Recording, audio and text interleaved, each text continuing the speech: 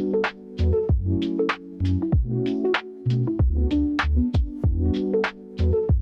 does it work when you take a humanitarian mission? For instance, where do you get a place to stay, transport, security, food? So most responses, I would say all, at least the ones I've done, the organization sorts out the accommodation issues. So you don't have to struggle as an individual, unless in volunteering situations where then you have to hire your place. But the cost is catered for the organization. So you're given the money, then you look for your accommodation and stuff like that. For example, when I was with the UN, with WHO in Cairo, supporting the Gaza project, so I was in the regional office. You're given your per diem, you're given a living allowance, you find your own place but it has to be within a secured location. So the UN has like a ring where they say this is security, a green zone. So as long as you're within the green zone that the UN has done security checks and have done the assessment, you're okay. So you can rent an apartment wherever you want within that green zone. Once you're outside, then they'll check and let you know. You have to come back into the green zone, or they have to assess that area. Other organizations, mostly there's accommodation, is it like a hostel kind of setup, like when I was in the Ebola response, or an apartment. Sometimes apartments are shared, so you're like 2-3 people, it's a 3-bedroom apartment, 3 people, shared living room, shared kitchen, but you have your own space in your sitting room. Or sometimes you get your own apartment, again depending on how the setup of the organization is and how they are working on the logistics of accommodation and stuff like that. Food, depending again on where you stay. The UN, for example, where we were renting our own place, you buy your own food, you cook by yourself, you do your own stuff. Some organizations, like one of the organizations I know, UK Med, for example, in Gaza, they cook for the staff. So again, where do you go and buy food? For example, in Gaza, you're not supposed to move alone, you're not supposed to move with the vehicle, I think, at a certain time. Curfew is from 6 p.m., it's lifted at 7 in the morning. So the movement is limited. You can't just go to the market. So then the national staff go buy the food, bring them, there's a cook for you. You don't have to struggle with that. So it varies from place to place, organization to organization, and from environment to environment. The worst for me was my recent response. We were in Sudan for about 6 weeks, a total of 8 weeks. Chad initially, then went to Sudan, came back to Chad for a few days. So it wasn't bad as a response per se. We were working in Tawila. Tawila is I think now the biggest IDP camp in the world, about 1 million people, conservatively. People keep on coming in, they basically lost count. It was initially 600,000, now it's about 1 million people in the IDP camp. It's, I would say, one of the calmest places in Sudan at the moment. There's no active fighting in Tawila, but there's active fighting around Tawila. So you hear there's a drone that hit a bridge, blah, blah, blah.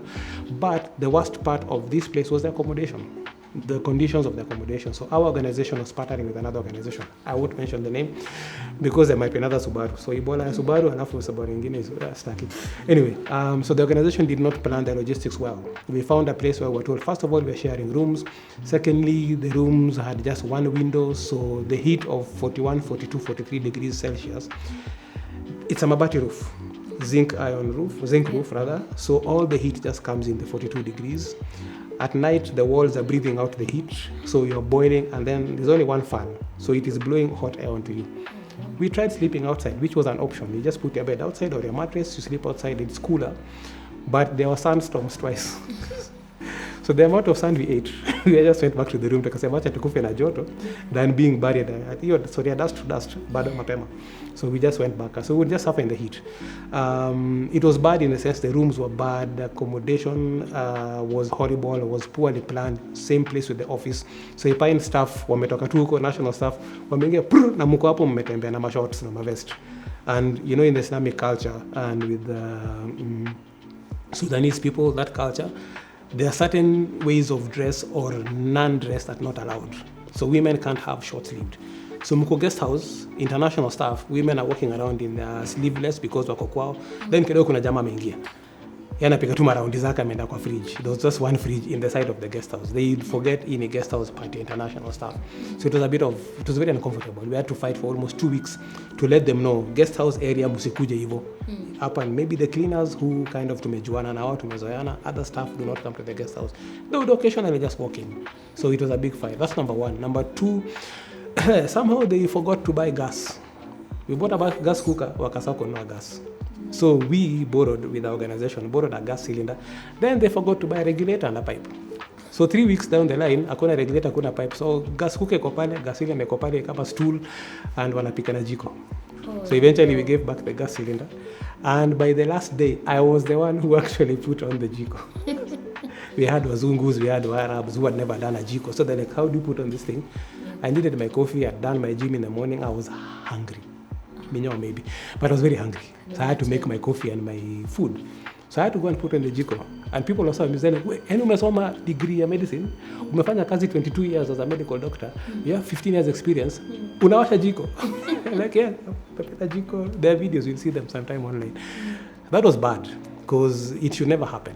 In all responses I've gone, even the Ebola, Ukraine where there was war, Gaza there was war, there was a gas cooker, which was working. So this is the first place I've ever seen where tunatumia jiko kupika. Then the next day, this was like 3 days to departure. The next day tunaamka asubuhi hakuna maji kwa shower. Oh no. So tena hapo wanapiga picha, hey, medical coordinator, unabeba maji kwa ndoo. I'm like, going to the bathroom, coming back again. So it was horrible. Poor logistics. We had a health facility. The doctors had no stethoscopes. Na wanatibu wagonjwa. Stethoscope, yani that's a basic in a health facility. Hakuna stethoscopes, BP machines ziko hazifanyi kazi, hakuna thermometers. So you can imagine a whole team of doctors, because I was a medical coordinator. I had a consultant pediatrician, pediatric nurse, highly qualified. I had an IPC nurse, infection prevention. I had a midwife, international staff, and now we are going around looking for boxes of drugs kupeleka kwa hosi, which should never have happened. So for me, that was the worst in terms of logistics. It was horrible. I've been dreaming every night, having a nightmare about those places. Kupika na jiko, kukosa gas, kupiga ma spiders, or big spiders, miguu, alafu kuna nini hapa juu, inapiga prrr, kana kimbia. If you attack it attacks back. Una spray kana kukujia. So either kama uko na viatu kanyaga, kama uko ngutupu toka mbio. Ukiita watu usaidiwe na spider. So that was the worst for me in terms of response. It was very poorly planned. We went in ready to treat patients. We did a bit, but it was bad. So we didn't do what we were supposed to do, because the organization that we were working with were not ready for this. That was the worst in terms of logistics. But the worst in terms of response was Gaza. Gaza, the explosions were every hour. Missiles were dropping every hour. But at night from 3 in the morning to about 5, they would drop missiles every 10 minutes. To this day, I left Gaza October 2024. To this day, 3 a.m. nimeamka. Even if I sleep at 2:45 in the morning, I'll wake up at 3, because in my mind, there's going to be an explosion. I need to figure out where do I run to. Na Gaza kuna pa kuepa. Ikilipuka, first of all, hakuna siren kama Ukraine. Ukraine kuna siren, unajua, alafu nacheki WhatsApp group, itakuja ipite, msiogope, itakuja anguke, ingeni basement. Gaza ikianguka, hiyo ndio alarm. Unajua imeanguka. So ikianguka unajua, I'm alive. Kumbe sijadedi. So that's why one of my bookmarks for my book says, if the bomb was meant to kill you, you'd not have had it.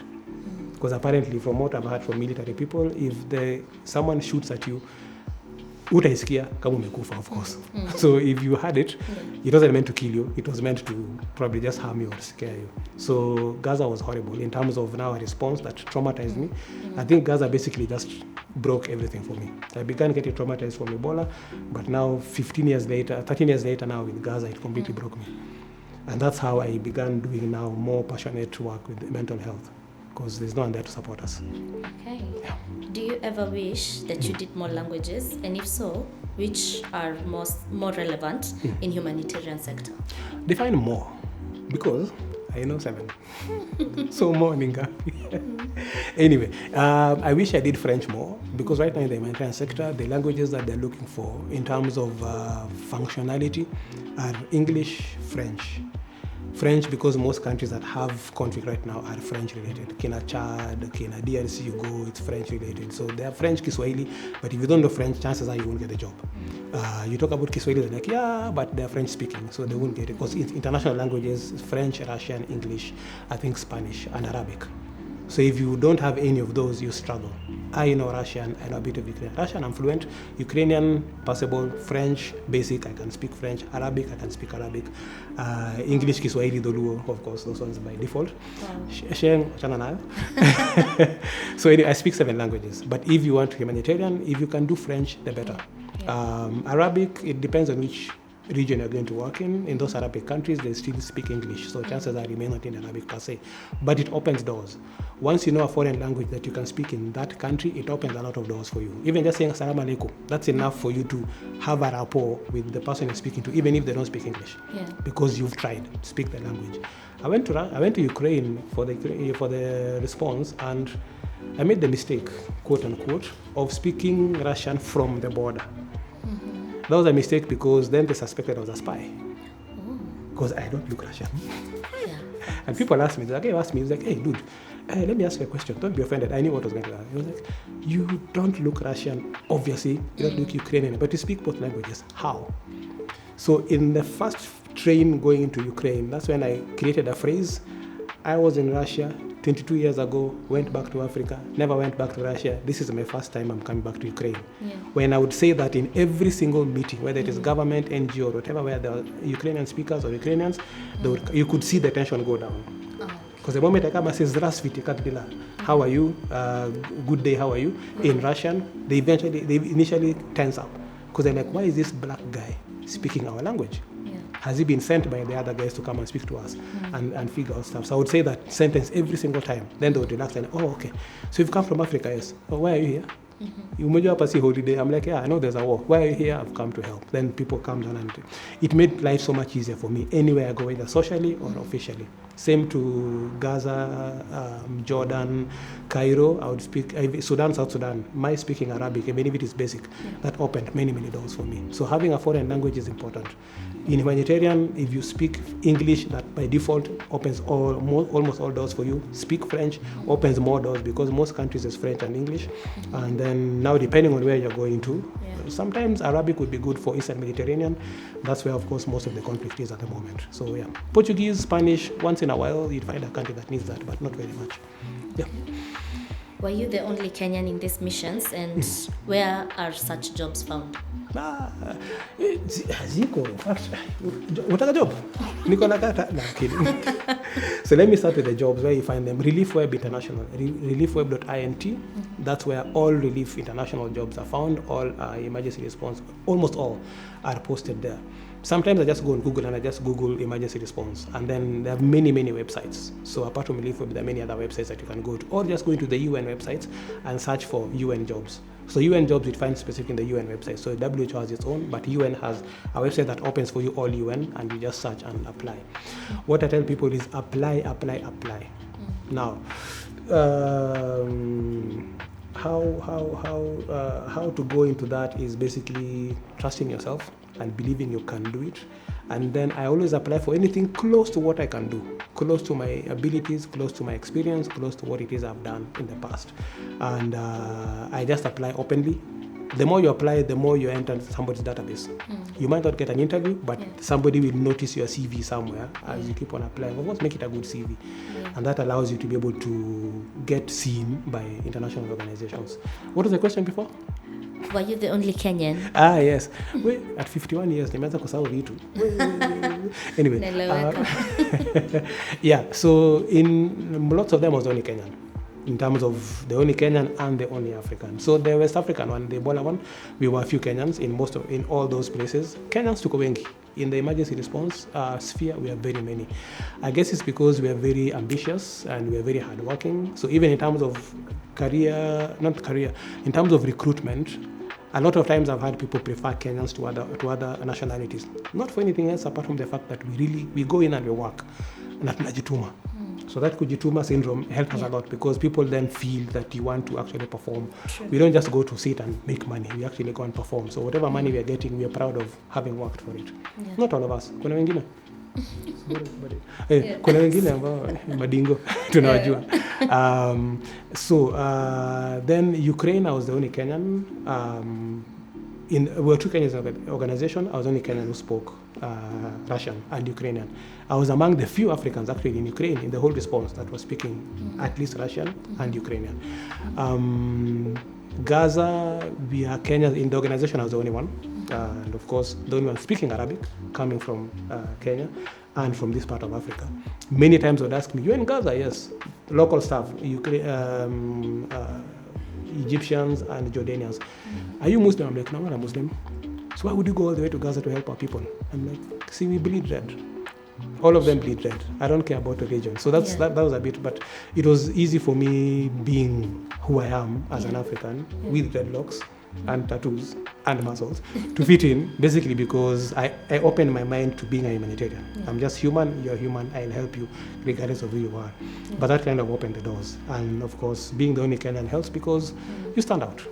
And it allows other Kenyans after that for me to recommend a Kenyan because I stand out in my performance, my abilities, and what I do, my efficiency. I'm able to say, okay, Dante Akuje, he's a Kenyan like me. And it gives that kind of profile a much, much stronger portfolio. Yeah. Normally, NGOs would ask for a lot of experience. Is there a point for a young professional to even apply? Apply. Muambia watu apply. Do not. Yeah, that one is supposed to limit the number of applicants because recruiters get tired of seeing bad CVs, seeing CVs that have people's photographs. Please remove your photos from the CV. Seeing people's marital status twice. It's a lot of BS comes in CVs. I've been a hiring manager for many years.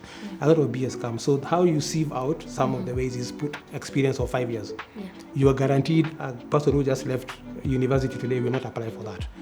If they don't listen to this, apply. You will get experience when you enter a job, when you start doing work. So many people apply. There are many organizations, especially international organizations, who look for people who are brilliant and who are willing to even take the risk of applying. Many times I've recruited people who have no experience versus very high experience because of how their CV looks and how sometimes you can sense by somebody's way of writing their CV, one, they're not lying. Many years ago, there was no AI, so it's not AI. AI you can also pick. But at the same time, you can look at somebody's ambition in wanting to do that job, regardless of the fact that they've never done it before. Then get somebody who is very highly specialized with a PhD, who is 70 years old. Again, nothing against age. But if you take this 70-year-old, chances of them being able to go all the way to Gaza and sustain themselves in the war, and this 32-year-old, 25-year-old who when things go bad, they can run. This 70-year-old guy, you have to carry. So there are so many factors that you look at. But I say apply. Just apply. And whatever you can do in that time before you get experience, do whatever you can do. Do charity work. Go and just figure out, join an organization, volunteer.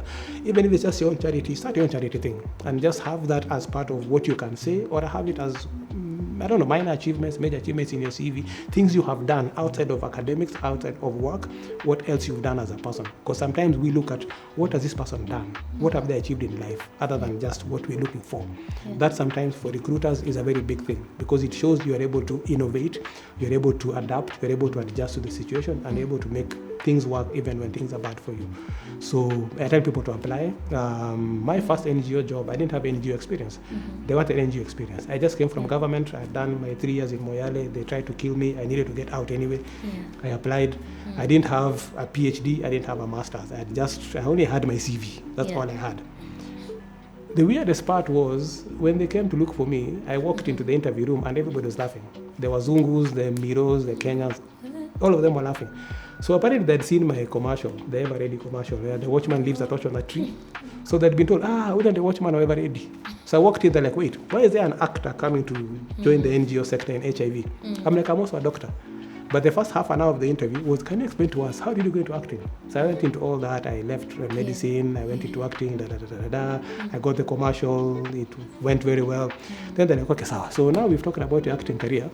Can you talk about medicine? I'm like, yeah, cool. And we did the interview. I got the job. Yet there were people with PhDs, there were people with 3-4 masters in that room who couldn't talk to me because I only had my first degree. And I got the job, but I didn't get the job. So I'm thankful that I took the risk. They saw my risk. And of course, my talents were able to allow me to make it work. So experience is good, but it's not the only thing. It's also the ambition somebody has. And sometimes they look at your risk appetite. You want to go to a particular place. How many people want to go to Gaza? Even without experience. So sometimes they just speak because they want to take the risk. In the interview, you will ask them and figure out their mindset and their readiness to do that. And of course, they go in for their first 2, 3, 4 weeks. You can tell somebody can hack it or not. And when they leave, you can always bring them back. Do NGOs or UN agencies pay, for instance, what do they offer in terms of salaries and benefits? It varies. So we have some organizations that regardless of where they take you, they pay badly, like horribly. I won't mention the names, but some will offer you Gaza and offer you $2,000. That seems like good money. That's around like $250K. 50K doesn't seem so bad. But Gaza is Gaza. Gaza, you enter in Gaza, you can not come back. My mindset now is life is short, number one. It's shorter now for a humanitarian because, anything can happen anytime. I can go into Gaza and not come back next week. I'm going in next month. I might not come back. Chances are very high. I was in Sudan. I could not have come back from Sudan. So that's where my mindset is. So why would I go for a small amount of money that even my family can't benefit from if something happened to me? So that's the mindset I have. That's me. But that's what I tell people. Look at what it is that you're doing in life, what you want in life, what your goals are, maybe where you are in life, and maybe your lifestyle or what it is you need to achieve, and what you're going to earn from it. The riskier, the better you should be paid. UN pays very well. UN has very good packages, whether you're a consultant or you are a staff. As a staff, it's even better because as a staff, they allow you to, you get a pension eventually, you have medical cover. There are allowances for your family members also in the UN. So as a UN staff, unalipwa mshahara yako, you're given your hardship allowance depending on where you're working. If it's a more dangerous place, the hardship allowance is higher. And then there's per diem over and above your salary. And then your family members are catered for. So there's health insurance for them. Your children are paid for high school, up to 21 years. Education is paid for. So if you're a staff in the UN, even your kids are paid for. So school fees are how in Alipwa. Even if you pay, you get a reimbursement. And they cater for that kind of stuff. You have a spouse allowance. There's a small amount. It's not that much. Maybe like $500, $1,000. That's good money. Because that's about 65,000 for your spouse. Then your kids have an allowance over and above the school fees. So UN pays well. Other organizations, they pay your salary. So a salary of $4,500, that's okay. Then you can hack because that is the money that at least with $500,000, even if you died, your family can at least pay for your funeral, and have some change left for them to struggle with. So that's where my mind is, and that's why I think anybody going to humanitarian work, the riskier, the more you should think about how, if anything happened to you, even if you are maimed, what are the packages they offer you? Do they give you health insurance? Do they give you a compensation allowance? Do they compensate you for being disabled? Do they compensate your family if you die? Stuff like that. So yeah, that varies. So most organizations will pay you from $3,000 and above. Some pay $2,000. I always just don't even bother with them because it's too low. Or no matter how much they give in terms of per diem, they can't match anything that would help you in life should anything happen to you. In 1 minute, let's talk job security in the humanitarian sector. Hakuna. Okay, it depends. Again, UN, if you are a staff, you are a staff. So you have pension, all that. But, for example, I was in Gaza. I did Gaza for a year, 13 months. And then suddenly Trump happened. Cancelled a lot of the funding WHO. I was in WHO regional office. They were like, there's a coordinator, deputy coordinator, remove deputy. So that's how I was deputy coordinator. I was removed. That's I lost my job. And I was 9 months out of a job. I gave birth to unemployment. So job security, it's a risk you take because unless you're in the UN or you're in a position where it's a long-term contract, most contracts are fixed term, 1 year, 2 years, sometimes 6 months. The other day it was 8 weeks. I did an 8-week contract. It's something that I have come to terms with, that I could be out of a job for months on end. I've done 2 years joblessness, I've done 6 months joblessness, I've done 9 months joblessness like recently. You just cope. The main thing is to make sure that you have some savings on the side that allow you to cope during those times when you have no job, or have a side hustle if possible. Unfortunately now, as a humanitarian, side hustles are difficult because you can't be there yourself unless you have people you trust that can run the organization for you. Otherwise, it becomes very difficult. I tried side hustles. I tried selling accessories. I tried selling electronics. I've tried having stuff that can be done. My book struggled to be sold until when I was jobless, I came and now pushed it, advertised it a lot myself. And I've never known I'd be on social media and doing live TikToks. I was forced to. At 51, pata nikifanya ujinga kwa TikTok. Nikubaya. No, but have an option where you can save some money so that time that you're out of a job, you have something to tide you through. That's what helps. Okay. Being a humanitarian worker requires being away from home regularly. How does that impact you socially? It's tough. It's tough because every time you leave your family, you leave your children, you leave those that you love, you leave your home, your comfort zone. It takes me at least 2 weeks to adjust to not being with my family. When I've been with my kids and they've been shouting, screaming, fighting all the time, oh, daddy, daddy, this, and then suddenly there's no noise at all. Yeah. It's just me with my thoughts. Or when I'm at work, there's explosions, gunshots, I come back to the house, gunshots or whatever, or no gunshots. When I'm at home alone in the evening and there's no sound of my kids running around, it's very heavy on the soul for the first 2 weeks. The next couple of weeks, as the response goes on, you kind of adapt to not having them around all the time because you've gone into the rhythm of the job. Yeah. So it's work, come back home, cook, rest. Tomorrow work, come back home, cook, rest. In between, cry, have nightmares, and then wake up the next morning and continue the cycle. So it's tough. It's tough being without family. Very, very tough. And the family, of course, also when they miss you, they call you, and you can hear the children quite traumatized by you being away. So it adds on to the weight of the matter that you're struggling with. So always try to call where possible. It's good that nowadays we have the WhatsApps and the Telegrams and the social media options that you're able to call. So it allows you to keep in touch with the family as often as possible. So that helps. Okay. After seeing all the devastation, living in high-risk environment, clearly your mental health is impacted. How did you survive it? I don't have mental health. I don't have sanity. so I'm good. Joking but not joking. It's very tasking. As I said, from 2014 when I went for Ebola, that's when the cracking begins. So medicine by itself is hard. So I've done medicine for 22 years. So it was tough in itself, seeing patients die, losing patients, not being able to treat a patient. There's stuff like you want to treat patients but there are no resources, like in government right now. Hakuna madawa, hakuna equipment. You're not able to treat patients the way you want. It's traumatizing in itself. So when you see medics drinking, taking drugs, doing whatever, they're fighting some demons. I tell people that all the time. It's not because we necessarily enjoy being in that state. Yeah. The demons we're fighting, we're trying to numb the pain, we're trying to numb the trauma. Problem is, you wake up tomorrow morning and you have more demons to tackle. Another patient dies, another thing you can't do because the system doesn't allow you. Then the cycle continues. That's now where I got to the point where I'm like, wait a minute, I came from Ebola 2014, 2015, 2016, 2017. I've done all these responses. There's never been an organization that says we have a psychologist. Come talk to a psychologist, come debrief, come vent, come decompress. It's never been there. I have to go look for a psychologist for myself. I'm lucky I can afford 6,000 to 8,000 shillings per session per hour for 3, 4, 5 sessions before they figure out I'm mad. And they're like, you know what? Enda tuendelee na maisha, utarudi next time. Literally, I was told that, I was told that's bad. But I was told go for the response in Sudan, alafu urudi tuongee. Because I'm like, okay, sawa, nitarudi. So sasa nimerudi, bado sijampata. It's not easy to go into that mental health support space because the stigma, discrimination, the feeling that you're weak yourself, the feeling that people judge you is quite tough. So mental health is very important for some. I always tell people, hii na hii ni yako. Your mind and your heart belong to you as an individual. Take responsibility. Remove as much toxicity as possible from your life. Remove as much negativity as possible from your life. I have quit jobs very well paying because of the toxic environment.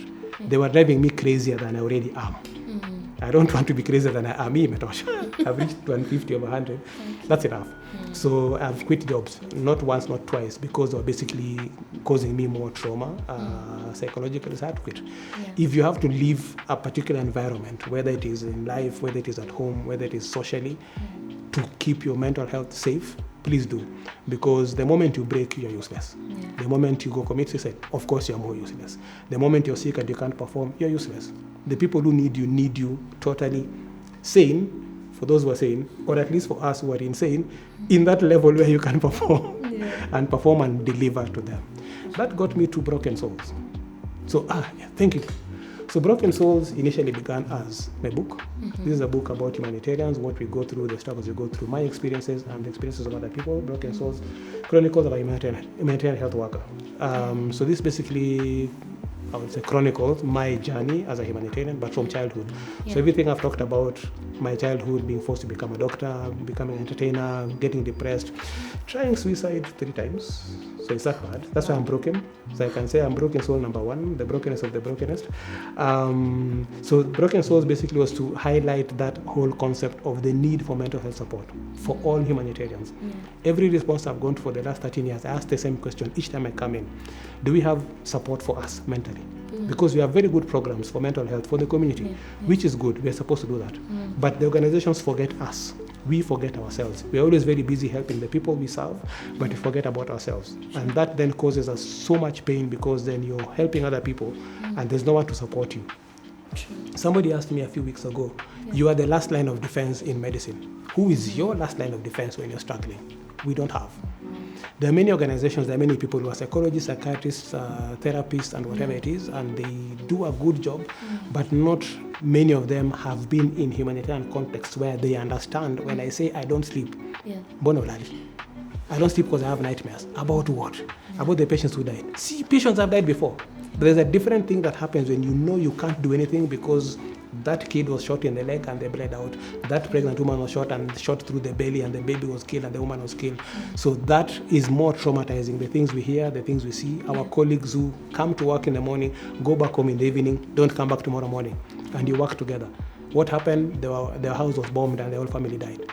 Stuff like that. So we're carrying our own trauma, then secondary trauma, then tertiary trauma. So the idea of Broken Souls was to highlight that. Released 2025. And even with the book being out there, with my experiences of those of other people and the mental health aspect, which is our battle cry for mental health for anybody, especially humanitarians, still organizations struggle to set up mental health systems, proactive. So there are systems that are there that when now somebody has gone crazy, they quickly pick you, give you medication, take it to hospital, and admit you. But what we are looking for and fighting for is a system that is a continuum of care. Before I go into mission, before I go start seeing things that will traumatize me, prepare me mentally.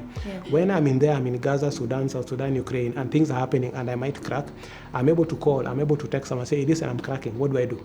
Breathe in, breathe out 10 times, and they help me through. When I get out, the continuum of care continues, where now I'm saying, man, I've struggled with this thing, I'm having nightmares every day. Of what? Spiders. Then someone talks to me and talks about the spiders. It's not the spiders torturing me. But the trauma that I've accumulated for 22 years is now telling me spiders are too dangerous for me than the bombs that would have killed me. So my mindset has changed. The trauma has basically twisted my mind to a place where a simple thing triggers me and then needs someone to talk to me. So the continuum of care is not there. You can be talked to before you go to mission. They forget about you when you're in mission. They forget about when you come out of mission. So the idea of this was to kind of bring an awareness. But eventually when I began talking to people within the country, I've talked to people who have wanted to commit suicide, as I have wanted to commit suicide. And what I've realized is people just don't have a space to talk because they feel judged. They feel like they're too vulnerable. They don't want to talk to people who don't understand. Again, as I said, most psychologists, psychiatrists, therapists have not been in a humanitarian war situation. So when I'm relating to them gunshots, they've never had a gunshot, or they've had Ukombali, or they've seen on TV. They don't understand. But if it's someone who is doing mental health, who has been there, they can relate. So the whole idea is to have a space where people feel safe, a space where people don't feel judged, a safe space for them to air out their grievances and their concerns. That's how now Broken Souls, the network was born. A few months ago, we began registering an NGO called Broken Souls and Healing Network, which is basically going to help people have a space where they can talk to us, come to people who are broken like us, who are also broken, and we just discuss our brokenness. And you don't feel judged because I can't judge you if you say I wanted to commit suicide. I'm like, boss, why? I won't ask you why in the sense that you're weak. I'm asking you why because I want to understand more what has pushed to that point where I was and I came out.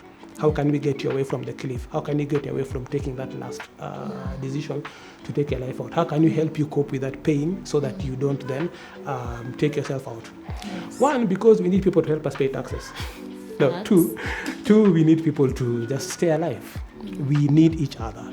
Many times people struggle with the fact that they are alone, they feel alone, and that's why our tagline is tackling trauma together, the 3Ts, #3Ts, tackling trauma together. You come, we sit, we talk. So we plan to have group sessions where people just come and talk, and then we have individual sessions where someone can talk to me, talk to another psychologist, talk to another doctor, and just air out whatever things they feel they're afraid of. I have a friend who cannot do individual sessions with a psychologist, but he's happy to do group sessions.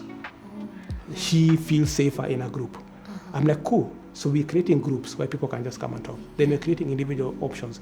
Then we have psychologists, psychiatrists, therapists in the same network who then, if someone needs further support and treatment, then we refer them to that. Now that's where now the book comes into play because we need resources to subsidize costs. Not many people can afford 6,000 to 10,000 per session. for 3, 4, 5 sessions. Yeah. So how do we help that person?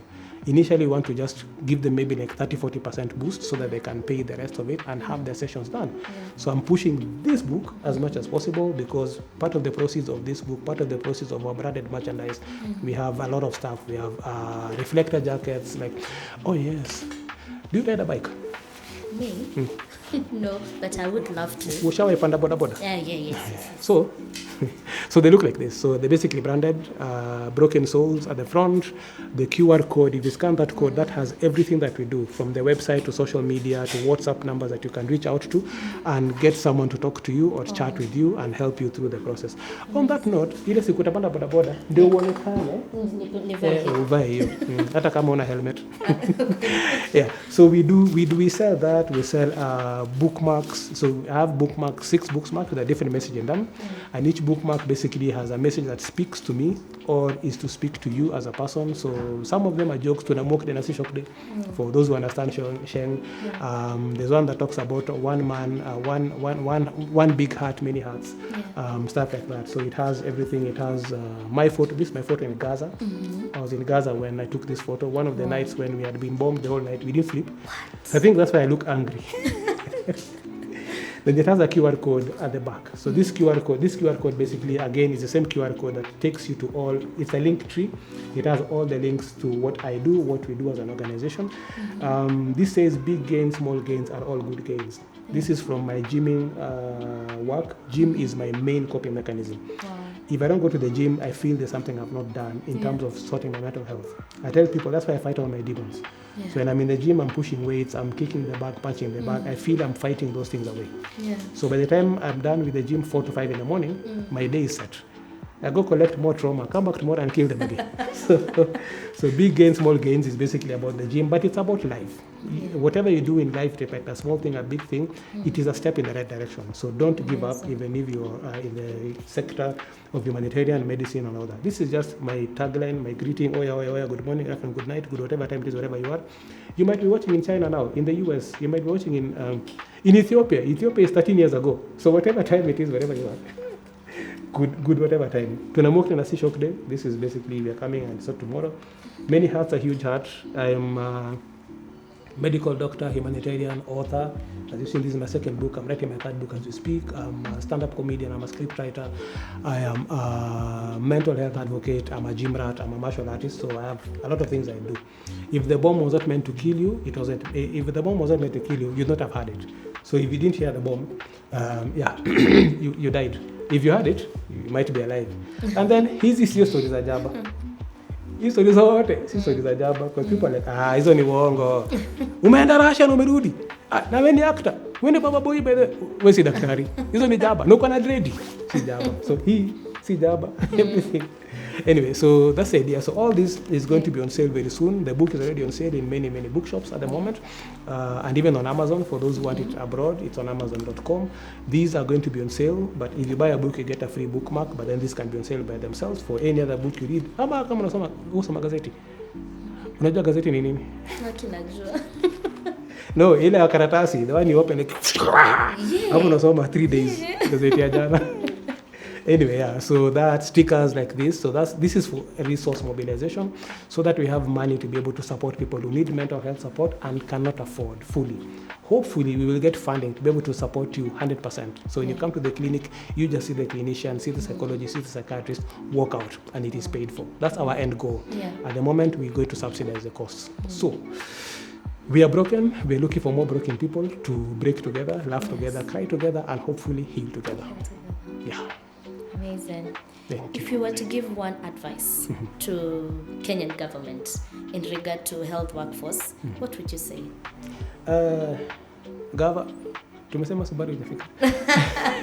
Serikali, please, open opportunities for medics to work. We have doctors out there who sometimes don't even get internships after they qualify. Not just doctors, clinical officers, nurses, basically medics who finish school and don't have somewhere to work. Finish school, can't even get internship. Eventually get internship, they leave internship, can't get work because this whole devolution thing could have been good, the thought process may have been good, was done badly. Because now when you're told you can only work in your county is overloaded. And then you go to your county, they don't even pay you even if you're working. They don't pay you for 6-7 months. How are we supposed to eat? How are doctors supposed to eat? How are medics supposed to eat? How is anybody supposed to eat if they don't have a salary, if they don't have an income? And you can't tell us all go hustle, because again, if you open a clinic, they come for you. So we need those opportunities to be open. They are there. They are available. They can be done. They can be made. The government just needs to put our taxes that we are paying for every single thing that we do. Even if you breathe, we might get taxed. That tax should be able to now go back into the system and create those opportunities for us to be able to work with. And of course, there are those situations where people don't have support available to them. Government is not doing a lot of things. Is it doing anything? It's not doing a lot of things. So then there are those who are able to do some charity. Those are able to wake up and fix something, able to make up and make a difference. I'm a biker myself. I'm in a bikers group. And in this biker group, we made a decision. We don't just ride bikes and do content of how we are racing and falling in the sand. Yeah. It has to have an impact. So as we're racing, falling in the sand, we are going to do something or coming from doing something that is charitable. So as we speak right now, we have a whole big thing that's coming up in October. From October 10th to the end of October, 21 days, we are going to be doing 50 schools around the country. Yeah. And the idea is to make sure that we have children having pencils, having erasers, and girls have sanitary pads. Yeah. We don't want girls missing class, missing school because of sanitary pads or because of a normal process in their body, their periods. Condoms are free. So, government, condoms are free. Ni sawa, but can you make also sanitary pads free? Because condoms, people can hold on to their desires and not have to use condoms. Yeah. But monthly periods cannot be controlled. Women, girls cannot stop them. If we can make also, if we must leave the condoms free to prevent diseases, that's fine. Yeah. But can we make sanitary pads free so that women who need them every single month can access them easily? So right now what we're doing is with this 10, it's called the 10 bob 2 challenge. So anybody can bring in 10 bob to the contribution pot. That 10 bob will guarantee at least one sanitary pad or at least one pencil or at least one eraser. The idea is we have a target of 10,000 sanitary pads within that time, between now and October 10th when we start the ride, 10,000 erasers, 10,000 pencils. Because there are children who don't go to school because they don't have these things. Yeah. Or they have to go and borrow from someone in the neighborhood. And we've heard of very, very serious and sad stories of people taking advantage of children who go to borrow a pencil and I nitakupatia pesa ya pencil, but you will owe me. What is you will owe me? Yeah. Sexual assault. Unfortunately, and it's happening even today in Kenya. See it in Kenya, in these same villages where we come from. The people who are assaulting children and they use that and they tell the parents, "Ini nikupatia hatukuwa na pencil, hakuwa na eraser, hakuwa na sanitary pads." You've heard about what's it called? Sex for pads. You haven't heard about sex for pads. I heard about it the other day, and it's a big thing apparently in the country, where a lady goes and asks for a man, "Oh, so you said na pesa kidogo ni sanitary pad." Akamwambia, "Usijali, nitakusort. Nikikupachika mimba saizi 9 months utahitaji pads." Oh no. It's a thing. And it's not just women, it is young girls who are being made to go through this. And it's because some can't afford. And unfortunately, the poorer the society, the poorer the community, the people then, not because they don't think, but they depend on those who have the little money that they're going to borrow or going to ask from them. They are forced to. Their parents who allow their children to be assaulted and molested because they then can't afford to give them a pencil, give them food. So watalaumu mtu aendelee kumolest mtoto because other than that, they won't get any food on the table for the whole family. It's very sad that there's a society like that, and we have a government. I have chiefs who have called me, and they are so traumatized by having to pick dead children every day, or having to see young boys who've been molested and have all kinds of infections in all their holes, unfortunately, so to speak, because someone has been molested them with a sexually transmitted disease, has transmitted to the small kids of 8, 9, 7 years, and have been left like that, and the parents know, but they can't report it, because if they report, watapata chakula. If they report, nothing is done. So government, deal with these things. Let justice be done. But if those who can support and can help the community, let's help the community. Sisi watu wa Ndudhi, tunasaidia. Nyinyi watu wa magari, mnadu? I know mnasaidia. Bottom line is, we all bleed red. All of us are just one. We are all human. Yeah. Nobody should be discriminated. Nobody should be left to hang out there without any support. Anybody that can help should help. Anybody that needs help should seek for help. Mentally, physically, financially. We are all one. Amazing. Give us a party in short as you ask our listeners and those watching to subscribe and to keep watching. please watch, please subscribe, please press that button that reminds you, please share widely and wildly, because careers, what we do in the medical sphere, what we do as humanitarians, what we do as human beings for each other in the human sphere, as much as we can, helps. And information is how that story goes out there. People need to hear, people need to know that probably somebody who will not know about this show until you share. You. If you don't share, again, that makucha that broke, you will eat it.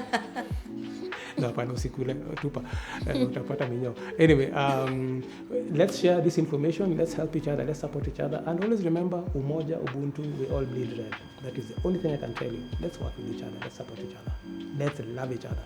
Love yourself first, love each other. Thank you.